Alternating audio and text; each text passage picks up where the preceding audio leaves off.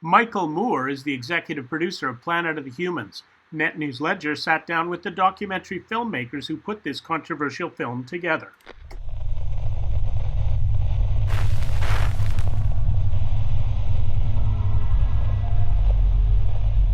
The solutions are out there.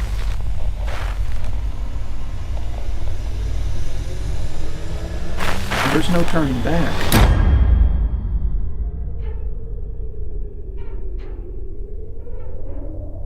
I don't think the people in charge are near nervous enough.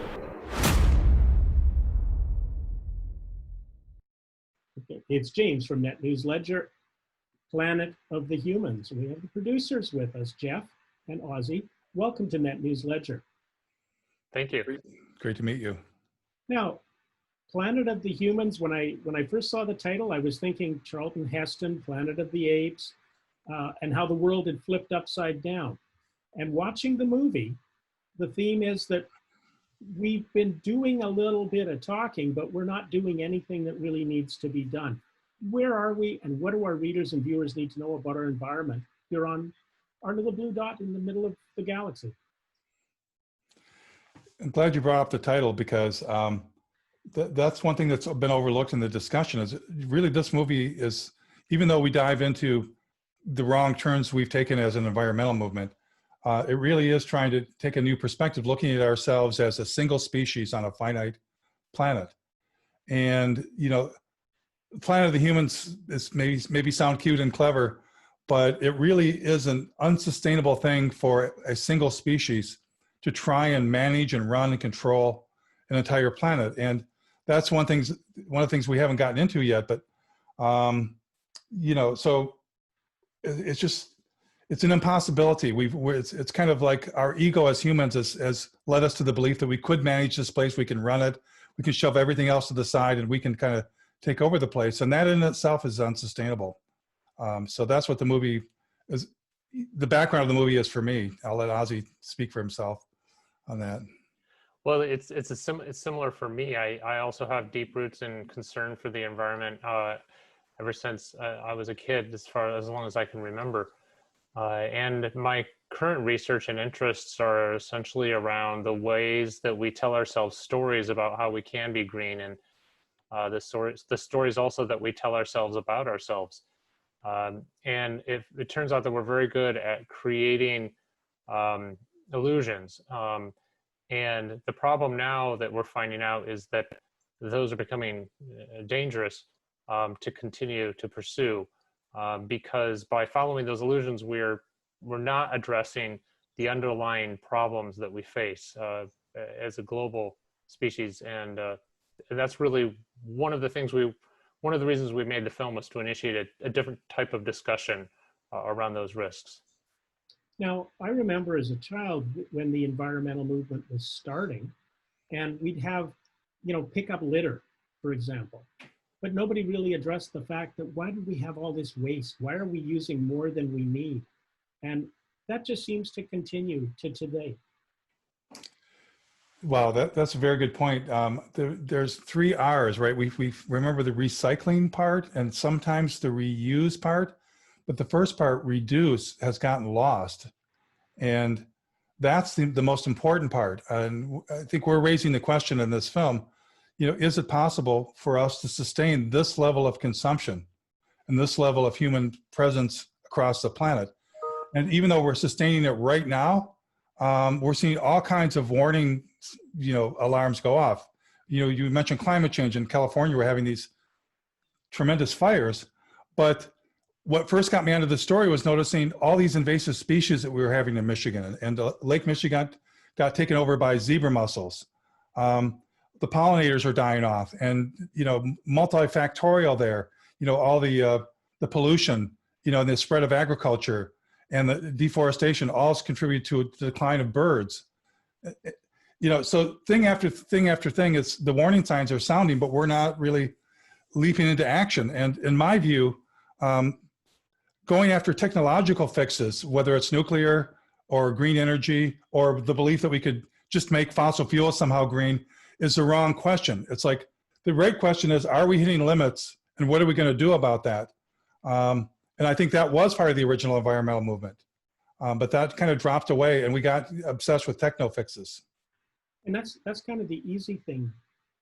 You know, we keep improving technology. We get this kind of a Star Trek mentality going that somehow computers and technology and all the things that we're doing will solve all the future problems. It's interesting that you mentioned that because, you know, science fiction did not exist before fossil fuels. And in some ways you could see that science fiction is a story that is enabled by fossil fuels, that are essentially our brains on fossil fuels, that allows that type of hubris to even occur. Well, I tend to like listening to old radio and some old TV shows, and I've been watching some of them lately.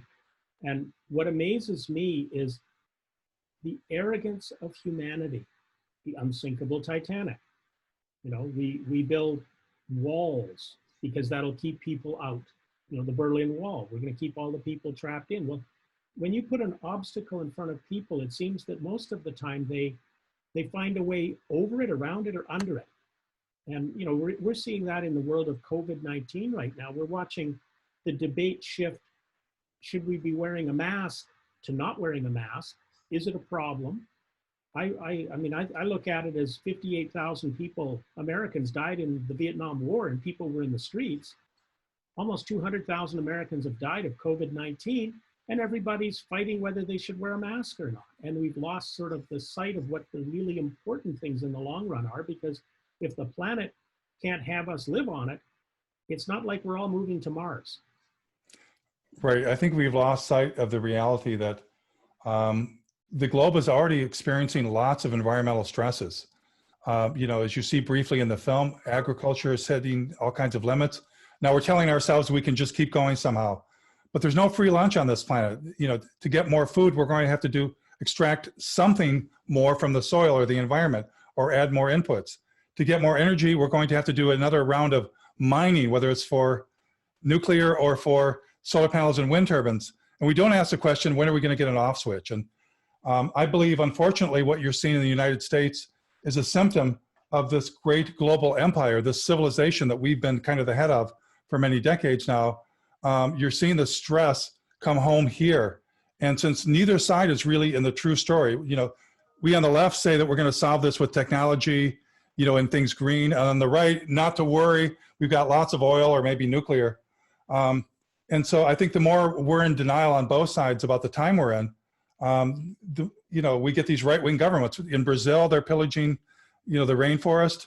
There are right-wing governments rising around Europe. You know, China is supposedly the green leader, and yet they're planning on building hundreds of more coal-fired power plants, and they're pillaging the environment around the planet to get what they need. It's just, you know, so it sounds, I am actually very hopeful, but the hope comes from the environmental movement.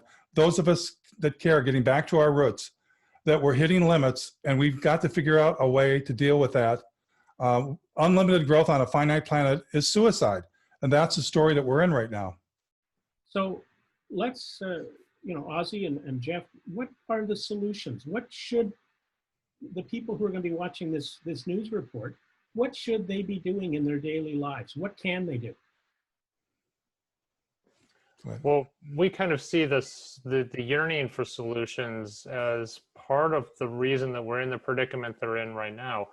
However, I think what is due after this film is our evaluation of where we stand, and maybe a deeper look into that, and also initiating that discussion on an international scale, which is why we are so keen on coming to Canada for a tour to start that discussion. And we're actually going to dedicate half of our live events in each city to questions from people in the community, and see where we can go from there.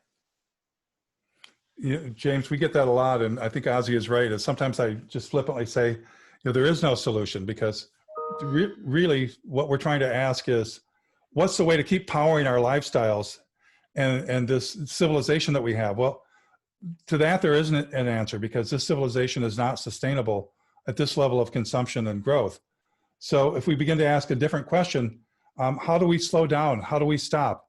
And the coronavirus put a little bit of a bit of sense into us briefly, harshly, that we could stop, we could slow down, and the skies got bluer and the carbon dioxide levels began to go down. Animals returned to places where they hadn't been seen. Even in my local beach in a national park, there were many, many animals here during the weeks of the shutdown, and they all went away when all the tourists and everyone came back. So how do we slow down and stop and make a turn here? We don't have the answer to that, but I think that's the right question and what we want to discuss with people on the tour, as Ozzie was saying is, and you know, we're fighting pipelines. We don't want the pipelines here in this country that bring the tar sands oil down. We don't want more fracking, but we have to pair that with, unless we reduce demand, the fossil fuels are going to come some other way, or we're going to get nuclear or some other issue. So it's all about accepting that we're hitting limits, to me. Well, we're going through that here in northwestern Ontario right now. They're talking about bringing nuclear waste to store it just about 150, 200 miles west of Thunder Bay in Ignace, in that area. The Indigenous people in the area are fighting. They're starting a walk this week to raise awareness and to have people start to listen to these Indigenous voices around the planet who have been living with more living with Earth rather than living on Earth. And it's a huge issue that has to be dealt with somehow. Yeah, in Chippewa Lake, it's between two First Nations communities in Quebec. They wanted to bring a rare earth mine there that's been on hold for now, but there are like several mining interests exploring that area for the materials we need, like rare earth, to build electric cars and solar panels and wind turbines. And when do we stop? In the Mackenzie region, I imagine that's one of the most pristine regions on the planet.